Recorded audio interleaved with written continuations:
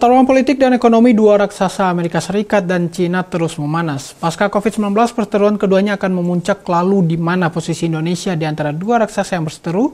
Dan simak ulasannya dalam wawancara jurnalis TV Muhammad Saiful Hadi bersama pengamat sosial dan politik Sumatera Utara, Mas Risi Tanggang, berikut ini.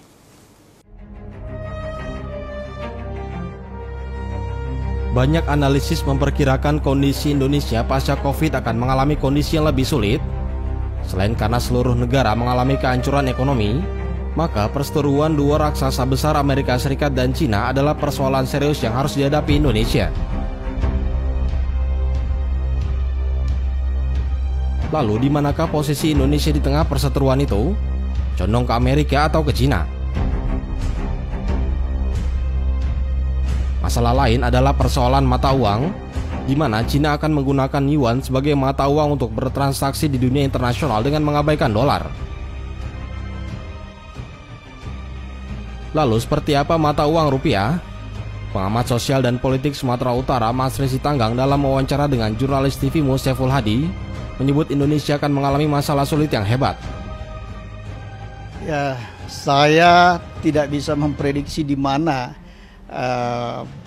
bangsa Indonesia akan berada, tetapi saya akan melihat dia adalah bagian dari pertarungan, itulah salah satu di antaranya, dan kecenderungannya adalah ke Cina, ya. Mengingat memang posisi ekonomi dan teknologi atau katakanlah tergantungan dari bangsa ini sekarang ke Cina.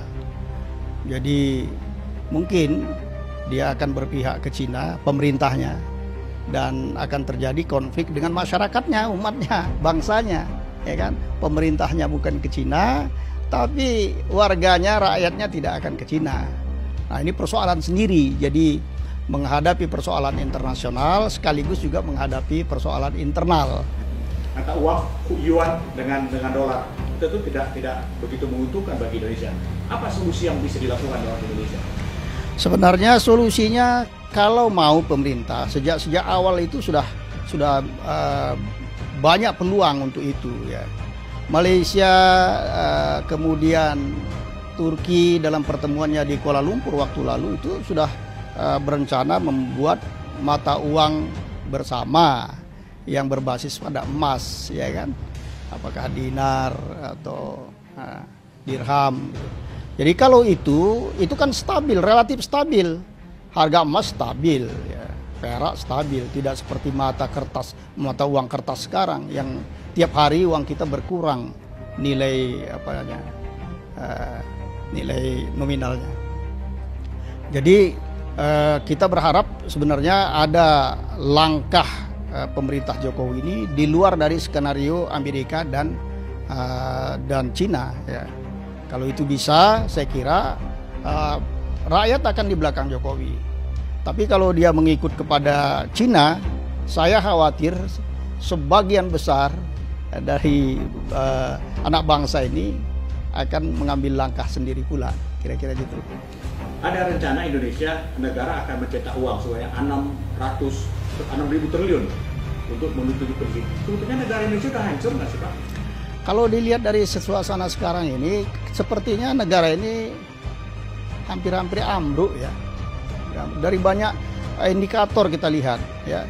Pertama, hutang yang semakin luar biasa, yang kemudian tenaga kerja yang datang dari Cina yang tidak bisa dibendung, itu kan karena kelemahan, ya. Kalau kita punya uang nggak mungkin dari Cina aja kita ambil, kan gitu, ya kan.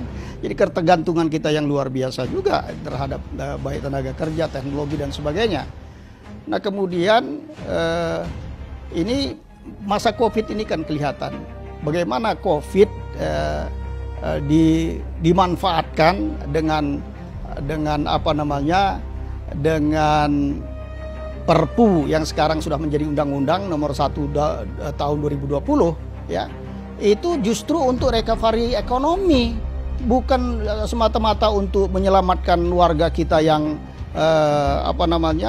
yang kewalahan akibat tidak kerja karena at home dan sebagainya, ya kan. Sekarang kan terbalik, yang peduli terhadap rakyat ini rakyat sendiri, ya, dengan kesolehan sosial dan sebagainya rakyat, ya. Tapi pemerintah justru tidak nampak begitu. Nah, inilah yang barangkali indikasinya banyak sekali bahwa ini akan ambruk. Yang kedua, bahwa pengelolaan pemerintahan ini ditandai dengan simpang siurnya, tidak konsisten dari apa yang dikerjakan. Kemudian antar satu departemen dengan departemen lain pun, kementerian dengan kementerian, itu tidak sinkron. Itu ciri-ciri yang sudah mau ambruk, itu sudah oleng itu kapal. Mas Rizky Tanggang menegaskan kebijakan pemerintah yang simpang siur menjadi tanda bahwa pemerintah gagap dan panik. Saiful Hadi memberitakan dari Medan, Sumatera Utara.